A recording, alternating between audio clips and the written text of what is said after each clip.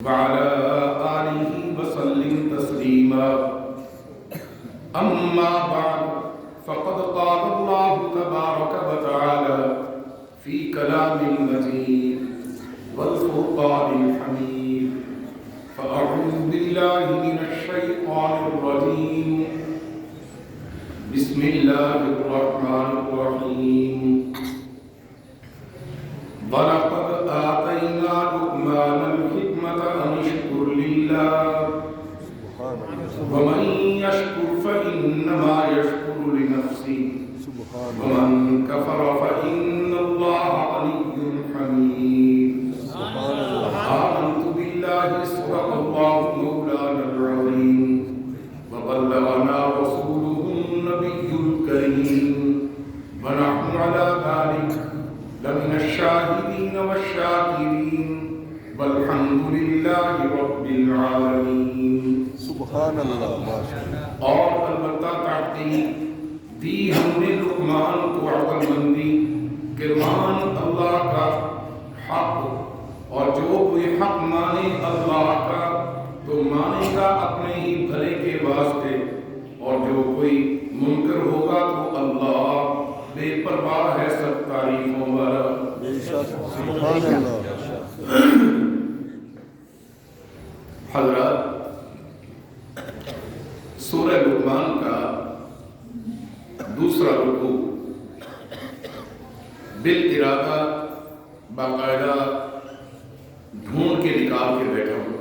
سبحان اللہ ماشاء اللہ. یہ اتفاقیہ نہیں آج کا رکوع تلاوت کیا، بلکہ قصداً نکالا ہے، کیونکہ جب میں آ رہا تھا اس وقت حضرت لقمان علیہ السلام کی نصیحتیں اور اپنے بیٹے کے لیے وصیتیں میرے ذہن میں گونجنے لگی، تو میں نے محسوس کیا کہ اللہ کا یہی فیصلہ اور امر ہے کہ آج انہیں کے عنوان کو میں لے لیتا ہوں. سبحان اللہ ماشاء اللہ. حضرت لقمان علیہ السلام یہ حضرت ایوب علیہ السلام کے بھانجے تھے. ماشاء اللہ. سبحان اللہ. حضرت ایوب علیہ السلام کون ہیں؟ حضرت ایوب علیہ السلام حضرت یوسف علیہ السلام کے داماد ہیں. حضرت اسحاق علیہ السلام، حضرت ابراہیم علیہ السلام، ان کے بیٹے حضرت اسحاق علیہ السلام، حضرت اسحاق علیہ السلام کے بیٹے حضرت یعقوب علیہ السلام، حضرت یعقوب علیہ السلام کے 12 بیٹے، ان میں ایک حضرت یوسف علیہ السلام. حضرت یوسف علیہ السلام کی ایک بیٹی کا نام تھا رحمت بی بی. رحمت بی بی بیوی تھی حضرت ایوب علیہ السلام، اور حضرت ایوب علیہ السلام کے بھانجے ہیں حضرت لقمان علیہ السلام. اور حضرت لقمان علیہ السلام اتنی لمبی انہوں نے عمر پائی، اتنی لمبی عمر پائی کہ ان کے زمانے میں حضرت داؤد علیہ السلام آئے. اللہ. اور حضرت داؤد علیہ السلام کے بیٹے حضرت لقمان حضرت سلیمان علیہ السلام ہیں. اور حضرت سلیمان علیہ السلام آپ نے جنات پر بھی حکومت کی، ہواؤں پر بھی حکومت کی، اور آپ کا تخت اتنا بڑا تھا کہ اس پر 40,000 بڑی کھلی ڈلی بڑی قسم کی کرسیاں 40,000 سجتی تھیں. اور وہ تخت بغیر کسی انجن کے صرف آپ کے حکم سے اللہ نے تابع کیا تھا ہوا کو ان کے، اور آپ حکم دیتے تو تخت اٹھتا. اور جہاں آپ کا علاقہ تھا یہ ملک یمن ہے. حضرت سلیمان علیہ السلام کا جو مرکز علم ہے، یہاں سے یمن سے مشرق کی طرف جب جاتے خلق خدا کا پتہ لینے کے لیے، تو زمین کے آخری کنارے پر جب پہنچتے تو 1 مہینے کا یہ سفر بنتا تھا ہوائی. لیکن آپ ماشاءاللہ گھنٹوں میں یہ سفر طے کرتے. اور اسی طرح پھر آپ مغرب کی طرف سفر فرماتے تو وہ بھی اسی طرح ہوتا. اللہ تعالیٰ نے روئے زمین پر جو مشہور بادشاہ ہیں، جن کی حکومتیں از اول تا آخر، جنہوں نے پوری روئے زمین پر اپنے وقت میں حکومت بھی کی اور پوری روئے زمین پر اپنی مملکت میں اپنی حکومت میں آخری کنارے تک پھرے ہیں۔ 4 بادشاہ تھے، ان میں 2 مسلمان تھے، ایک جناب ذوالقرنین علیہ السلام اور ایک جناب سلیمان علیہ السلام۔ مجھے امید ہے کہ آپ کے ذہن میں نئی چیزیں کافی ساری آ رہی ہیں۔ سبحان اللہ ماشاء اللہ۔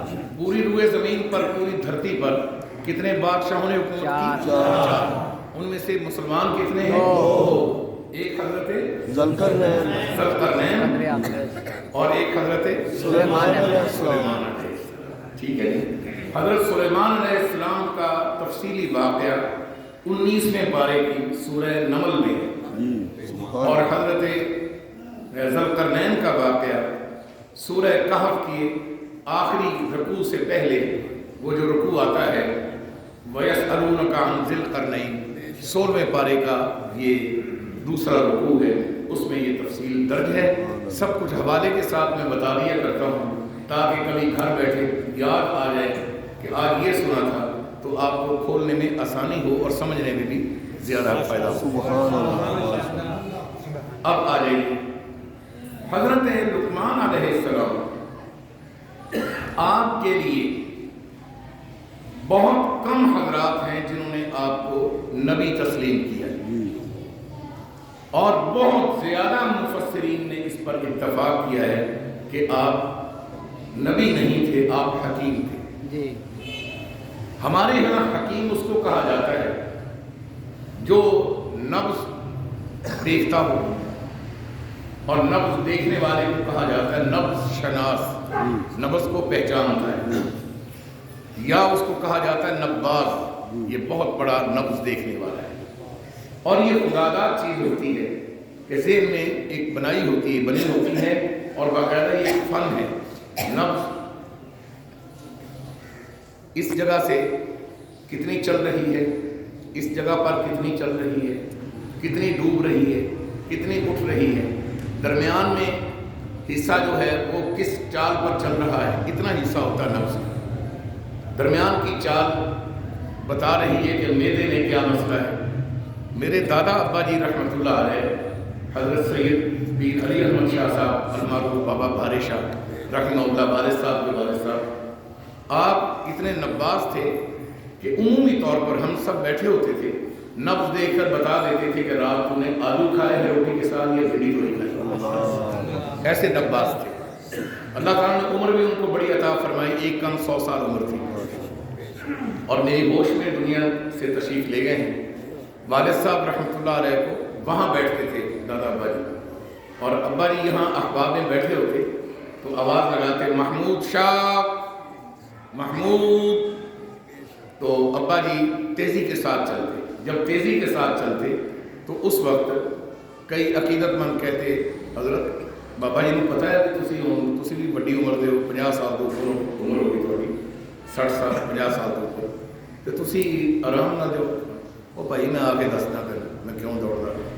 واپس آ کر پھر فرماتے میں تاں دوڑ کے گیا سی کہ ابا جی دوسری آواز نہ مار دیں۔ اللہ، اگر دوسری آواز ماری فرشتے لکھ کے ایک باپ بھی دوسری آواز دے گیا، پہلی آواز دے نہیں گیا، میں گناہگار نہیں تھا۔ باپ پاگل ہو، باپ مینٹل ہو، باپ بڑبولا ہو، باپ نشئی ہو، باپ آوارہ گرد ہو، باپ فضول خرچی کرتا ہو، یاد رکھو ایک آپ کو نقطے کی بات بتا رہا ہوں،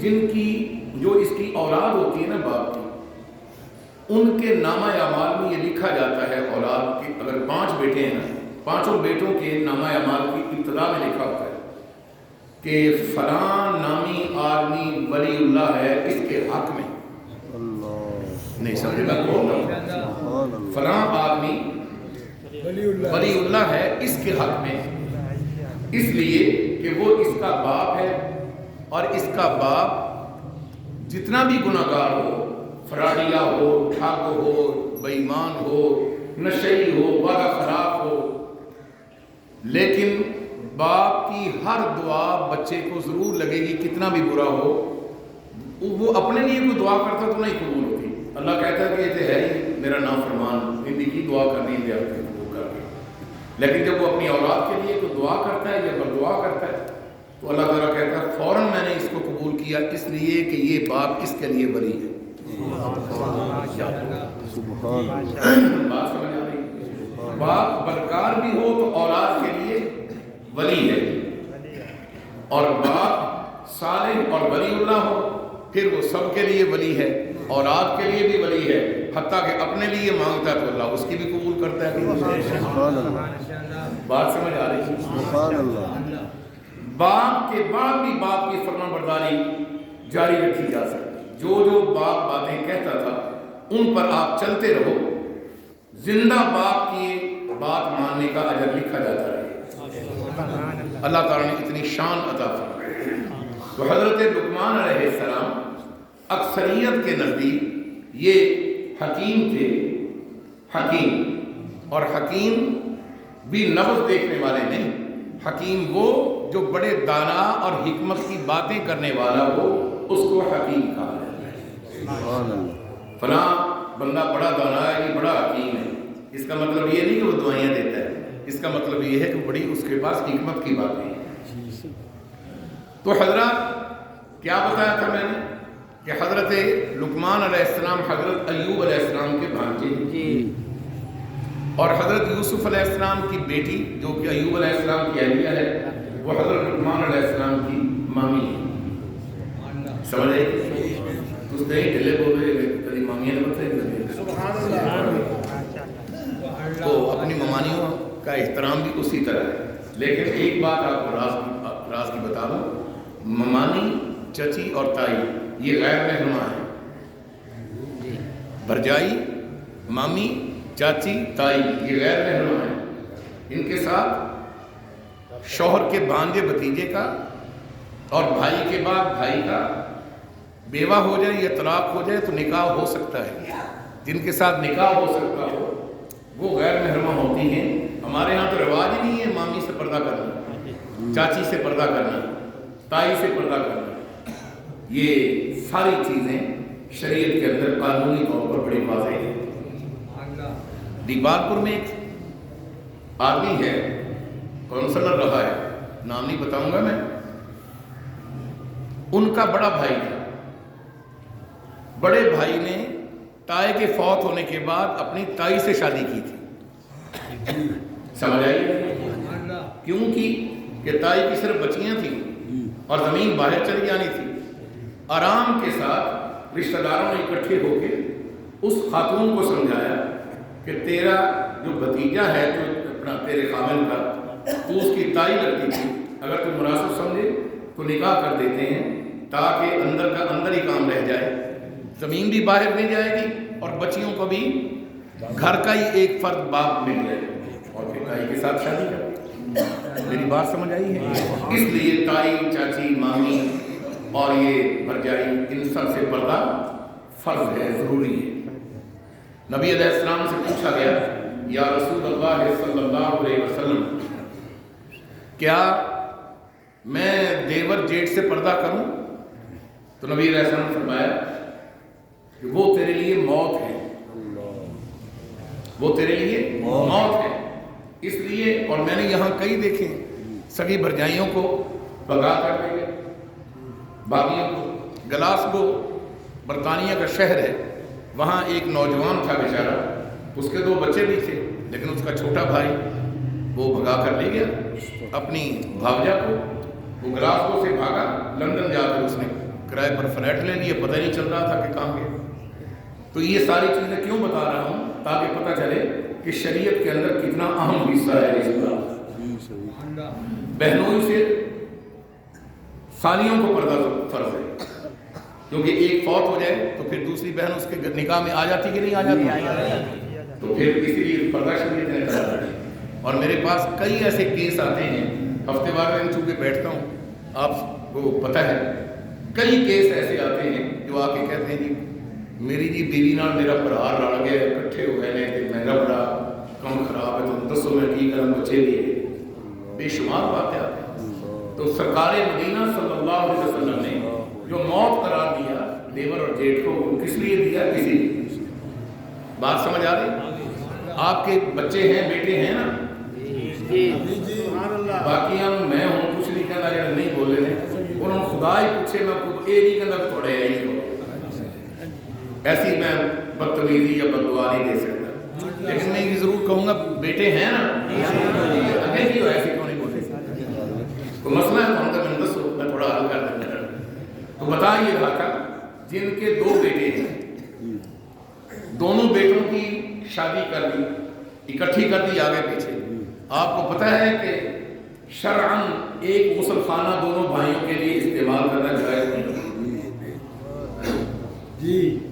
किसी एक की शलवार खातून की उधर रह गई, शैतान जेल में डालेगा इन फ्रोड, मेरी बात नहीं समझ, बड़ी बड़ी इसलिए शरीयत ने मना किया है कि गुस्ल खाना, कमरा और बैतुल खला हर चीज़ अलग होनी चाहिए।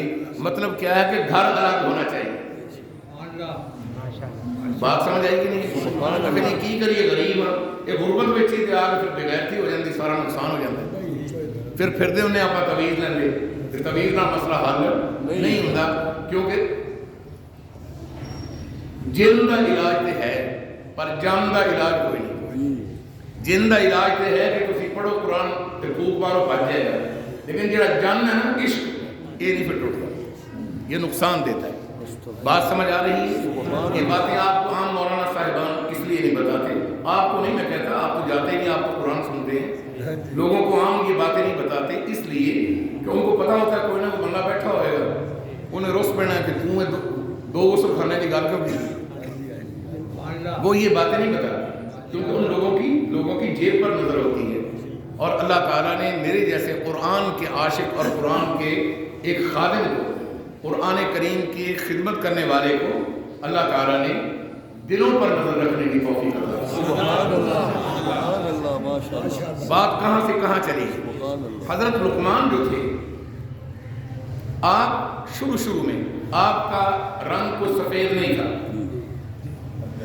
जी, पक्के रंग से भी कुछ थोड़ा सा स्याही मारे रंग था, और नाक जो था वो उठा हुआ नहीं था, जो हुस्न की मानद होता है, चिपटा हुआ था ऐसे बिल्कुल साफ, सादे आदमी थे। तो जंगल में बकरियां और गायें चराते थे। एक और भी अयाली इनके साथ होता था, वो अपनी बकरियां गायें लेकर आ जाते, ये भी चराते वो भी चराते। बहुत अरसा हुआ इन दोनों की मुलाकात नहीं हुई। शहर की जामे मस्जिद के बाहर बहुत बड़ा चौक था जी। उस चौक में एक बंदे को देखा खड़ा है, बयान कर रहा है, और उसके पास हुस्ने बयान भी है। बयान करने का भी एक हुस्न होता है ना, एक तरतीब होती है। हुस्ने बयान था उसके पास, और नबी अलैहिस्सलाम ने इसीलिए इरशाद फरमाया ना, इन्नल बयान लसिहरा, इन्नल बयान लसिहरा, बेशक ये जो बयान अच्छा होता है, जादू इतना किसी पर असर नहीं करता जितनी जल्दी बयान असर करता है, जादू से कहीं ज्यादा असर। अच्छा, ये इसको बंद करा दो भाई, ये तो धूप ठीक है। अच्छा तो हजरात, तो बयान बड़ी कीमती चीज है। अब बयान करने वालों के पास अल्लाह ताला ने अगर खुलूस, महब्बत, तौहीद, खत्म नबूवत का अकीदा, सहाबा से इश्क, आले बैत से महब्बत दी हो, फिर तो वो माशाअल्लाह आपने बड़े बड़े जय्यद फलासफर और मुकर्रर सुने। और अगर किसके पास जोरे बयान हो लेकिन वो मक्कार, अय्यार, सहाबा का दुश्मन हो, तो फिर डॉक्टर आमर लियाकत बन जाता है जैसे कराची से। नहीं समझ आई? साथ साथ हम ऑपरेशन तो करते रहते हैं ना, बताते रहते हैं कि कौन कौन खबीस है। मक्कार, फराडिया, धोखेबाज, ठग, औरतों की इज्जतों के साथ खेलने वाला, और जोरे बयान होता है। तो जोरे बयान तब अच्छा लगता है जब अंदर अल्लाह ताला ने उसको दूध की तरह सफेद रोशनी, इल्म अता किया। वो हजरत मैं आपको बता रहा था, बयान कर रहा था कि वो तो आप बैठ के उसमें आके की है भाई, कहने लगे शहर है कि इतने कोई 5-10 साल तो आप अल्लाह का बंदा है, सोना भी इतना ज्यादा कोई नहीं, حسین ایڈا کوئی نہیں، پر انہیں کو زبان کی پاور ہے، یعنی زبان کی طاقت ہے، اور ایسا خوبصورت گفتگو کرتا ہے کہ موتی روتا ہے اور نصیحتیں کرتا ہے، بیان اچھا کرتا ہے. لوگ روز جمع ہو جاتے ہیں، پچھلے پیر کما کاروں تو فارغ ہو کے پٹھا باہر کر کے یہاں آ جاتے ہیں، یہ بھی بیٹھ کے سننے لگتے ہیں. سن کر کہتا ہے کیا میں زندگی کو اس طرح بیان کرنے والا نہیں سنا کہ آج تے ایمان تالا. اب اس نے یہاں بیٹھ کے ایک دعا کی.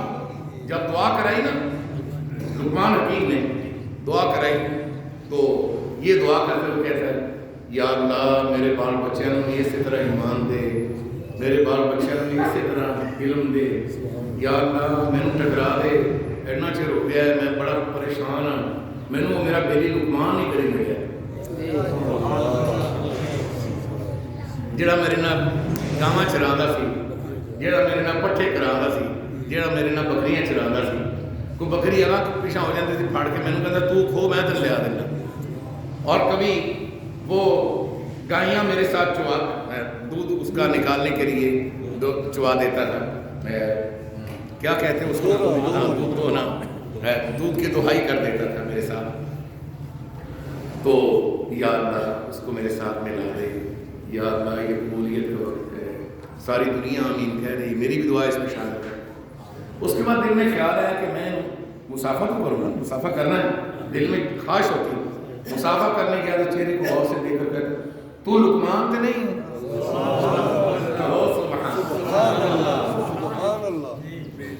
ابھی آپ تھوڑی دیر پہلے شاہی مسجد بیٹھے تھے، ابھی آپ میرے ساتھ وہاں پہنچ گئے، تو لقمان تو نہیں ہے؟ آپ نے فرمایا جی میں لقمان ہوں، میں نے بھی آپ کو پہچان لیا. تو کدھر چلا گیا تھا، کہاں چلا گیا تھا؟ کہنے لگے کہیں بھی نہیں گیا تھا. نہیں پاک صاف تھے تو ادو بھی بڑا سی، پانی کے بغیر ڈھیلے کے بغیر مٹی کے بغیر تو سنجا نہیں کرتا سی، تے بڑا تو اللہ کا کرتا سی، بڑا دھیان رکھتا سی. تو آخنا ہوندا سی کہ میری بیوی دے مامے دا نام یوسف علیہ السلام، میری بیوی کے ماموں کا نام یوسف علیہ السلام ہے، اور میری بیوی نسل در نسل نبیوں کا خون ہے. میری بیوی کے باپ کا نام یوسف علیہ السلام، دادا کا نام یعقوب علیہ السلام، اور پردادا کا نام اسحاق علیہ السلام، اور نکڑ دادا کا نام ابراہیم علیہ السلام. تو بڑا بزرگی بتا یہ تجھے کہاں سے ملا؟ تو میرے ساتھ پلو تھا، ایک پلو تھے ہم دونوں ساتھ گاتے، یہ کہاں سے تجھے علم ملا؟ اس نے کہا کہ اللہ رہتی ہے. لقمان علیہ السلام کو کہنے لگا یہ کیسے ملا؟ لقمان علیہ السلام نے کہا میری بیوی بتاتی تھی اور میرے سسر صاحب بھی بتاتے تھے. جی میری جو ماموں سسر تھے وہ بتاتے تھے کہ جھوٹ نہیں بولو. ہاں چیتا آ گیا، تمہیں کبھی کوڑ نہیں مارے گا، نقصان بھی ہو جاتا تھا تو جھوٹ نہیں بولتا تھا. دوسرا میں نے کبھی کسی کو دھوکہ نہیں دیا. ہاں بالکل تو کبھی دھوکہ نہیں تھا، میں تیرے بڑی زندگی گزاری. تیسرا تو وعدہ خلافی نہیں کرنی چاہیے. ہاں وعدہ خلافی تو نہیں کرنا. اچھا. پانچواں کسی کا حق نہیں مارنا. کافی ساری باتیں جب بتائیں تو حضرت لقمان نے جب یہ ساری باتیں بتا دی تو اس نے کہا بالکل ٹھیک ہے. اگر یہ کام کرنا تینوں اولیائی لگ گئی. جی میں ایک سادہ مادہ پنجابی آدمی ہوں تو میں نے پھر دیہاتی انداز سے بھی بات کرنی ہوتی تھی. ایتا کچھ کرنا اولیائی لگ گئی. ہاں میں اللہ پاک نے آپ کا پیارا بندہ بنا دیا.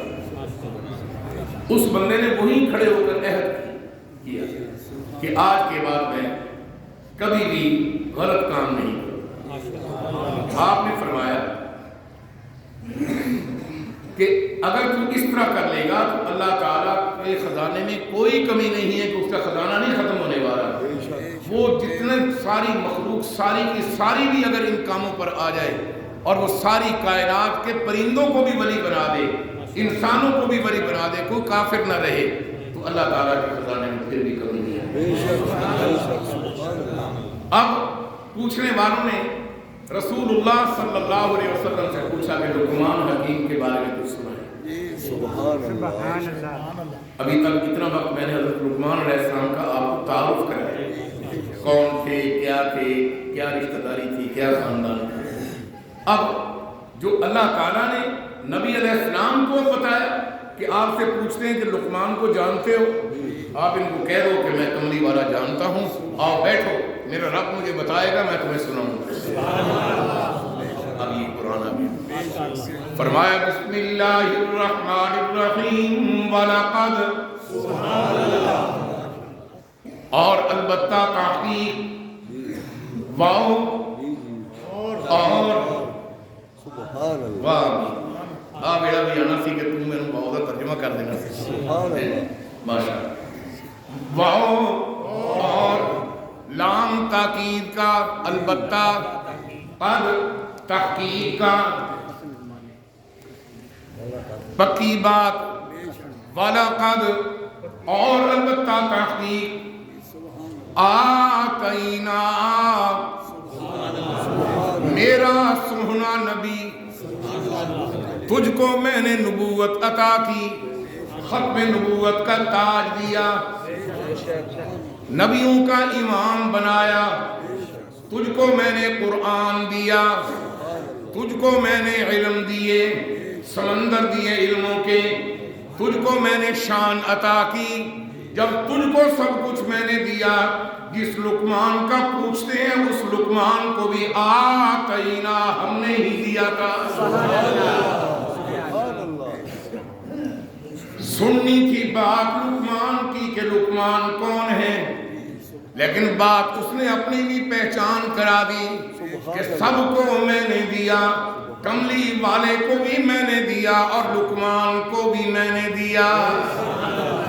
وَلَقَدْ آتَيْنَا، آتَيْنَا کا معنی ہم نے دیا، آتَيْنَا ہم نے دیا، وَلَقَدْ البتہ تحقیق دیا ہم نے ہی دیا، لقمان الحکمہ لقمان کو عقل مندی، سبحان اللہ، بے شک،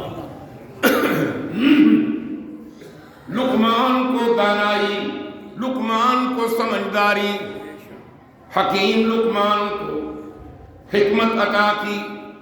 اور رحمت دو عالم صلی اللہ علیہ وسلم حکمت کے بارے میں فرماتے ہیں لا حکیم،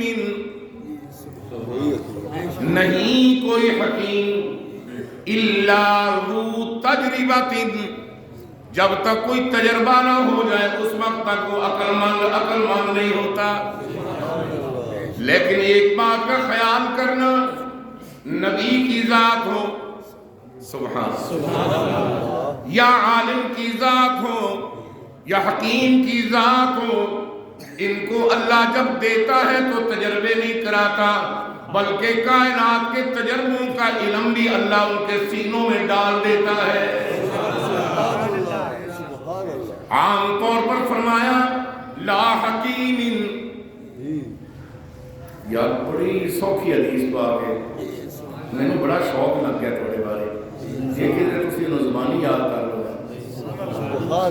آدھے جنہوں تھوڑا سنانا ہی لوں گا کئی نے آنا ہی کوئی نہیں ہے، انہوں نے کہنا یارا سنانا پڑنا چاہیے نہیں انہوں نے اوکھا کام کوئی نہیں، لیکن یہ ایک دو لفظ ہے صرف اگر یاد کر لو قیامت والے دن اللہ فرمائے گا قرآن دے حافظ ہے گئے پر کوئی حدیث کا حافظ ہے اسے اٹھ کے کہو کہ سانوں ایک حدیث یاد ہے اسی جمعے کی یاد کی لا حکیم الا ذو تجربہ،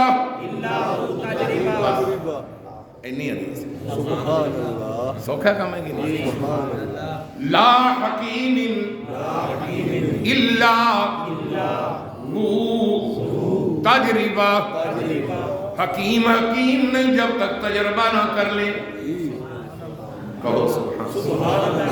کئی حکیم آپ کے کارن ہوتے تجربے نہیں کر لیں، دنیا پوچھنے سے نہیں بنا کے پہلے دو تین بندے ٹکان ہوئے تو اس بعد کر کے تجربہ ہو گیا تو وہی کرنے نہیں سمجھے۔ چلیے تو جب کوئی حکیم ڈگری یافتہ ہو جائے سند لے لے، ڈاکٹر بھی اس میں شامل ہیں، جب تک ڈگری لینے کے بعد کسی سینئر کے ماتحت رہ کر جب تک تجربہ نہ کر لیں، اس وقت تک نہ وہ ڈاکٹر کہلانے کا مستحق ہے، نہ ہی حکیم کہلانے کا مستحق ہے۔ لا حکیم الا ذو تجربہ۔ اب تو یاد ہو جائے گا، پورے 8 دن تھوڑے تھوڑے انہوں پکار ہوئے تے جنہوں نہ یاد رہے وہ سانوں فون کر کے پوچھ رہا ہے تو فون میں چیز پکوا رہے نہیں سمجھے۔ لا حکیم آتے آدھا کہ نہیں آدھا، وہ لا حکیم آدھا کہ نہیں آدھا، الا ذو تجربہ۔ بس حضور کی حدیث یاد کر لو، اللہ کی قسم تم کامیاب ہو۔ صلی اللہ علیہ وسلم۔ چلیں آگے۔ دین ہم نے ہی لقمان کو حکمت، ہم حکمت کیوں دیتے ہیں، دانائی کیوں دیتے ہیں، سمجھداری کیوں دیتے ہیں، دانشمندی کیوں دیتے ہیں؟ فرمایا وَلَقَدْ آتَيْنَا لُقْمَانَ الْحِكْمَةَ أَنِ اشْكُرْ لِلَّهِ۔ عقل مند کے لیے ضروری ہے جب اس کو دانائی مل جائے، أَنِ اشْكُرْ لِلَّهِ، وہ کہے اللہ تیرا شکر ہے۔ وہ بندہ کہ یار تو بڑا سیانا ہے بابا، تے بڑے پنچایت دا بھی تو کاریگر ہے، ماہر ہے، بڑی گل ہے، بڑی عزت ہے۔ فرمایا انشکر للہ، فوراً کہو الحمدللہ۔ اب وہ یہ نہ کہو کہ نہیں میں ایڈا سیانا کو نہیں ہے میری پاس کال چلی، اللہ کا اللہ شکر ہی کرتا ہے اتنا کچھ ملنے کے بعد۔ پھر یا اللہ کیا کروں؟ فرمایا کہ الحمدللہ، یہ مجھے اللہ نے دیا ہے جس کی میں تعریف کر رہا ہوں۔ وَلَقَدْ آتَيْنَا لُقْمَانَ الْحِكْمَةَ أَنِ اشْكُرْ لِلَّهِ۔ اور البتہ تحقیق سب کچھ دیا ہم نے لقمان کو، ہم نے ہی دیا أَنِ اشْكُرْ لِلَّهِ، کہ وہ اللہ کا شکر کریں۔ اور ساتھ یہ اللہ فرماتا کملی والے حضرت سن دھیان نال، وَمَن يَشْكُرْ، اور جس نے شکر کیا فَإِنَّمَا يَشْكُرُ لِنَفْسِهِ، جس نے اس کا شکر کیا اس نے اپنے فائدے میں ہی شکر کیا۔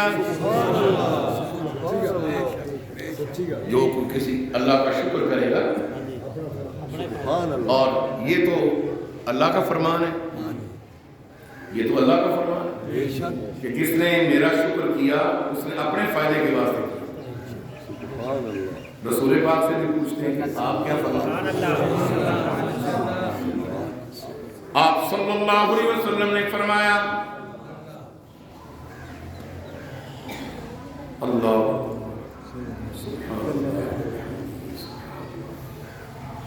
جس نے کسی انسان کا شکر نہ کیا، یہاں تو اللہ کا شکر ہے، حضور کیا فرمایا؟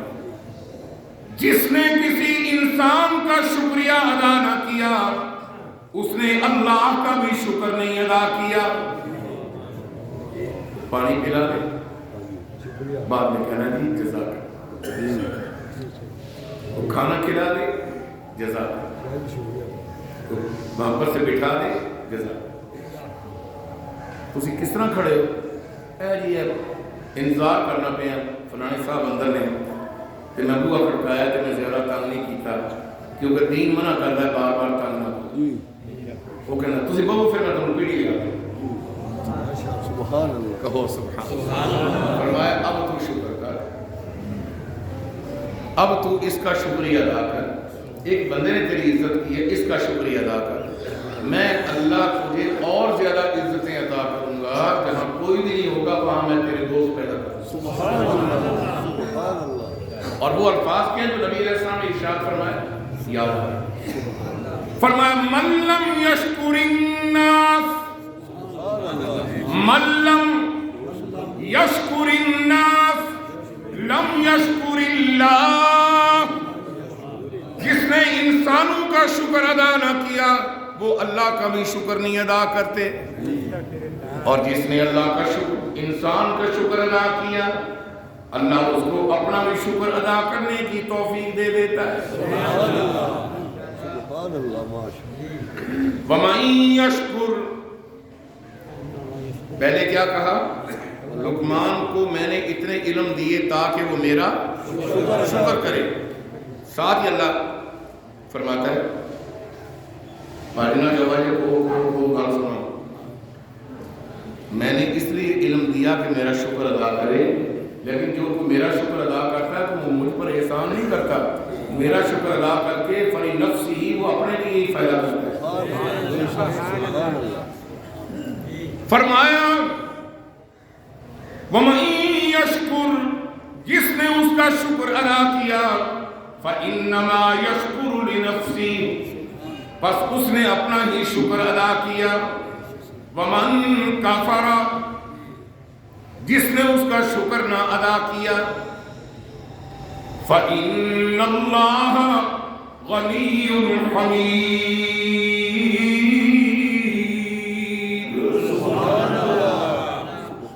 جو کوئی اس کی ناشکری کرے گا یا شکر ادا نہیں کرے گا، غنی، وہ بڑا ہی بے پرواہ ہے، اس کو کسی کی پرواہ نہیں ہے، حمید، وہ بڑی تعریفوں والا ہے، اس کی ذات ہی تعریفوں والی ہے، اس کے سامنے جو فرشتہ کھڑا ہوا ہے یاد ہے 70,000 سر، فرشتہ ایک، دھڑ ایک، بدن ایک، لیکن سر اس کے 70,000 لگے ہوئے ہیں، اور ہر سر کے اندر 70,000 زبانیں ہیں، اور وہ ساری زبانیں مل کر یہی کہتی ہیں حسبنا اللہ و نعم الوکیل نعم المولا و نعم النصیر سبحان اللہ و بحمدہ سبحان اللہ العظیم۔ سبحان اللہ ان دے کول تعریفاں دے مکدی نہیں ہیں، وہ کوئی لوڑ سے نہیں کسی کو محتاج تو نہیں کسی کا کہ کوئی اس کی تعریف کرے۔ فرمایا جو کوئی میرا شکر کرے گا، میں کہتا ہوں کہ وہ اپنے ہی واسطے تعریف فائدہ کرے گا، اور جو میرا شکر نہیں ادا کرتا مجھے تو پرواہ نہیں، میری تو پہلی تعریفوں کرنے والے وشواس کرتے۔ وَإِذْ قَالَ لُقْمَانُ، اور جب کہا لقمان نے لِبْنِهِ، اپنے بیٹے کو، ایک دن اپنے بیٹے کو پاس بٹھایا، کہا بیٹا باہر لوگ دنیا بڑیاں نصیحتاں سن دے لیکن پتر ادھر میرے کول گئے، کدے پیو کول ہی بہ جایا کر کہ میرے کو کامنی گلاں سن لیا کر۔ اور باپ بیٹے تو آج کل مجھے تو پھر سارے دکھ سکھ کرتے ہیں میرے ساتھ، ان کے ساتھ بات کر بیٹھے پتہ کہ یہ تو اگے بھی کئی بار آخر بس کر ہے میں نہ سیر کھایا، ایسے بد نصیب ہیں خدا نصیبہ اچھا کرے۔ بٹھا لیا اپنے پاس اور بٹھا کر کہتے ہیں وَهُوَ يَعِظُهُ، وہ اس کو باز کر رہا تھا، نصیحت کر رہا تھا لقمان حکیم، یا بنیا، او میرا بیٹا، میرا لخت جگر، او میرا بچڑا، او میرے دل کا ٹکڑا، یا بنیا لا تشرک باللہ،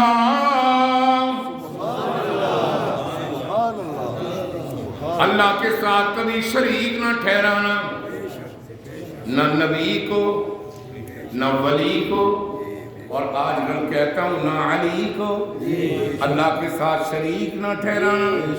بعضوں کے دل تو اتنے کالے ہوئے ہوتے ہیں توحید سننے تو گھبراہٹ آ جاتی ہے، اور بعضوں کے دل اتنے منور ہوتے ہیں توحید ملتی ہے تو ان کو خوشیاں نصیب ہو جاتی ہیں۔